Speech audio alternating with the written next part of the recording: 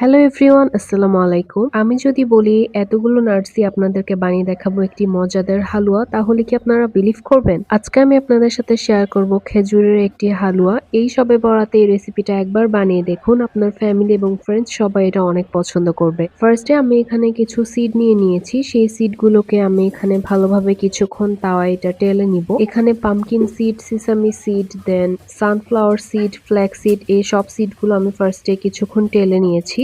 এরপর যখন এগুলো ফুটতে শুরু করবে তখন আমি এগুলো নামিয়ে নিয়েছি। এরপর ওই প্যানে আমি সামান্য বাটার এখানে দিয়ে দিয়েছি। বাটারটা যখন মেল্ট হয়ে গিয়েছে তখন আমি এখানে বাকি যে নাটস গুলো ছিল সেগুলোকে ভালোভাবে ভেজে নিব।